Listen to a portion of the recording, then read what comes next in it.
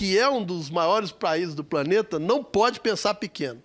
Ele tem que pensar em escala planetária, de ter protagonismo científico, cultural, social, de desenvolvimento. Nós podemos estar entre as 10 maiores potências do planeta em todos os indicadores. E nós não podemos ficar, como disse o professor Ildeu, como 69º país na escala de inovação.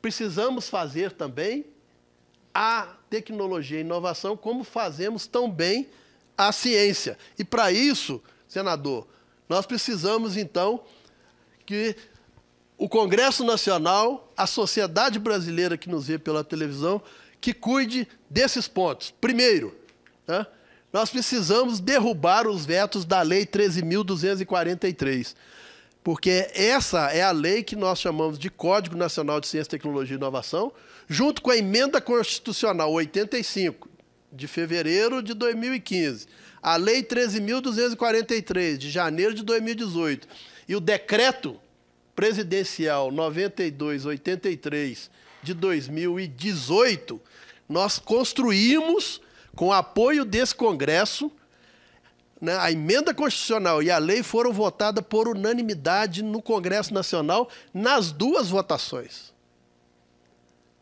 Senador, quem é que nesse Congresso é aprovado por unanimidade nas duas casas? Eu só conheço o Código Nacional de Ciência, Tecnologia e Inovação, dizendo, então, que isso é realmente uma necessidade.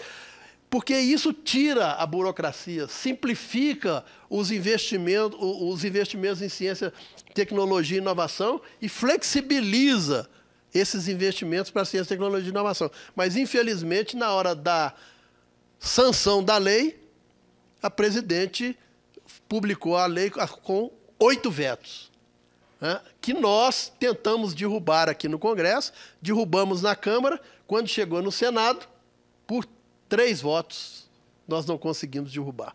Por 3 votos foi apressado. Então, senador Hélio José, nessa comissão, fica aí, estão encarregados o senador Cristóvão Buarque e o senador Jorge Viana de preparar um projeto de lei para derrubarmos os vetos da Lei 13.243. Segundo ponto, né, nós precisamos da manutenção das fontes de financiamento sem cortes ou contingenciamento. E aqui eu estou falando de uma das fontes, primeiro, que é a fonte do Tesouro, é a fonte 100.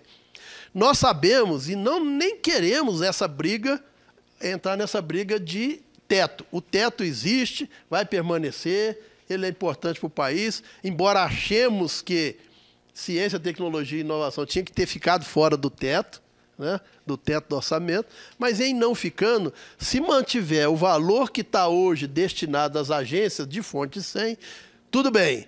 Agora, o que nós precisamos realmente é da outra fonte de financiamento, que é o FNDCT, o Fundo Nacional de Desenvolvimento Científico e Tecnológico. Esse hoje, para os senhores terem uma ideia, e nossos telespectadores terem uma ideia, o valor previsto para arrecadação em 2018 é de 4,5 bilhões de reais.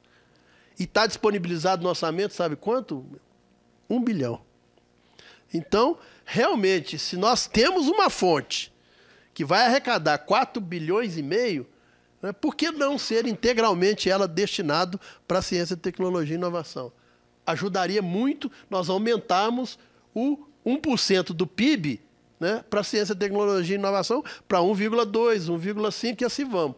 Mas nós também podemos e precisamos da ajuda do Congresso para aprovação do fundo privado para a ciência, tecnologia e inovação.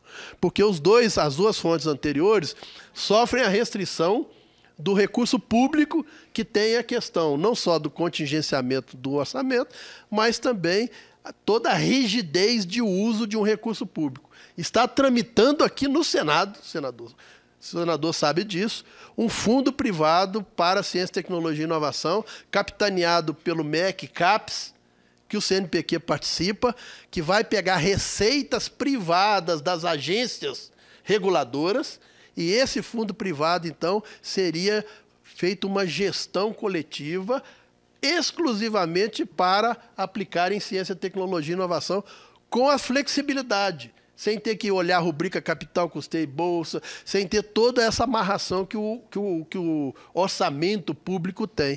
Então, senador, é nesse contexto aí que nós pedimos o apoio não só do Senado brasileiro, de toda a sociedade, e encerro, então, pedindo a toda a sociedade brasileira que nos ajude nessa luta, porque sem ciência, tecnologia e inovação, o Brasil não será uma grande nação nunca. Muito obrigado.